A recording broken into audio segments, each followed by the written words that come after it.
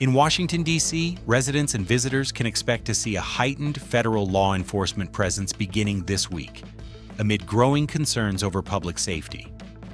The move is part of a new security blitz launched by the White House, aimed at cracking down on what President Donald Trump has called a crime plague in the nation's capital. The initiative is backed by an executive order from March, which established the D.C. Safe and Beautiful Task Force. According to White House officials, this multi-agency effort will work with local authorities to drive down both petty and violent crime. The most visible change will be additional federal agents deployed to key areas, including the National Mall, Lafayette Park, and Union Station.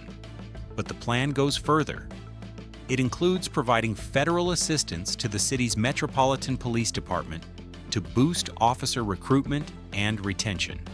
It also directs a review of prosecutorial policies to ensure that suspects who pose a threat to public safety are detained before trial. Other areas of focus include expediting the concealed carry permitting process, ending fare evasion on the Metro transit system, and monitoring the district's sanctuary city status.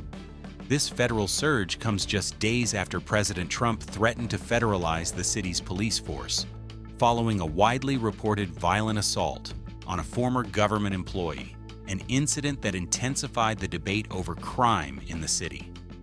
From the nation's capital to the entire country, the Trump administration has ordered another major federal undertaking. In a social media post, President Trump announced he has directed the Department of Commerce to immediately begin work on a new census. However, the directive includes a provision certain to spark significant legal and political challenges.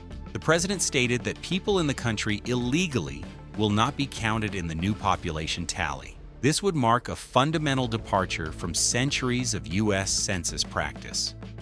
The Constitution's 14th Amendment requires the counting of the whole number of persons in each state. The results are critical, determining how many seats each state gets in the House of Representatives and the Electoral College, while also guiding the distribution of hundreds of billions in federal funding. Historically, this has been interpreted to include all residents, regardless of citizenship or immigration status. Any attempt to exclude non-citizens would almost certainly face immediate court battles. During his previous term, the administration's effort to add a citizenship question to the 2020 census was ultimately blocked by the Supreme Court. This new directive goes a step further, setting the stage for a new constitutional showdown over who counts in America. The administration's focus on immigration is also evident in a major new project on the southern border. The Pentagon confirmed Thursday that it is building what will be the largest federal migrant detention facility in United States history. The new complex is being constructed at Fort Bliss in Texas and is designed to hold up to 5,000 people. According to a Pentagon spokesperson, construction began in July, and an initial capacity for 1,000 detainees is expected to be operational by late August. The full 5,000-bed capacity will be completed in the following months. Officials stated the facility is being established to support a presidential executive order aimed at deporting undocumented immigrants. This massive federal project is part of a broader strategy that includes state-level initiatives. It follows announcements like Indiana's plan for a 1,000-person facility dubbed the Speedway Slammer, and the opening of a deportation staging center in Florida known as Alligator Alcatraz. The facilities have drawn sharp criticism from advocacy groups over conditions and due process. Funding for these efforts comes from a reconciliation bill signed by the president last month, which also funds 80,000 ICE detention beds nationwide. While the administration pushes forward with its domestic agenda, the political world is already turning its attention to the 2026 midterm elections. With a slim 53-47 majority in the Senate, Republicans are not just playing defense.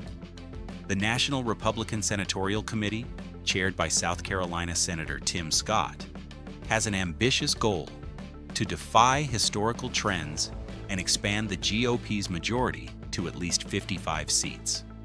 Typically, the party holding the White House faces political headwinds in midterms, but the NRSC sees a favorable map with several key opportunities.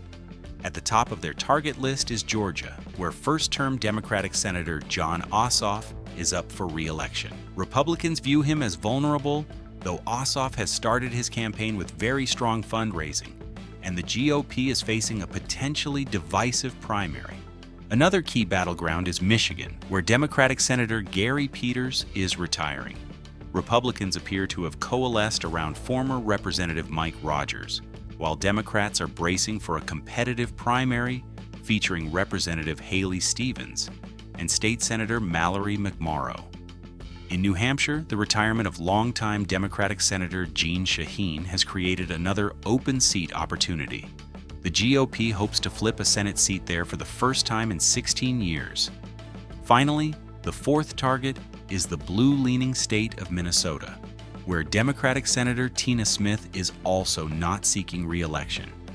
The NRSC argues that Democratic candidates are vulnerable, with a spokesperson claiming voters will reject what they call radical policies in favor of the Republican agenda. And on Capitol Hill, lawmakers are looking not to the future, but to the past. A House Oversight Committee investigation into the former Biden administration is raising new questions about a decision made during his final year in office.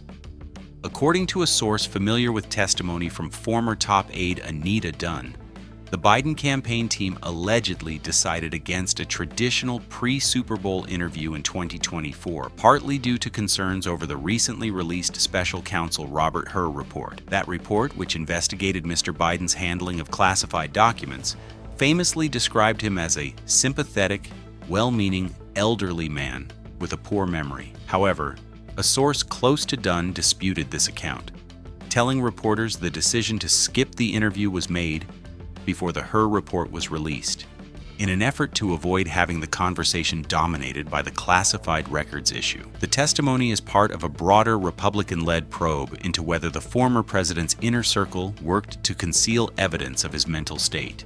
The source also said Dunn told investigators there was a consensus in the White House that Mr. Biden should not take a cognitive test, believing it offered no political benefit, even though they believed he could pass one. This follows earlier testimony from another aide who said the White House physician had called such tests meaningless. The committee is also investigating the use of an auto pen to sign official documents during the latter part of the Biden presidency.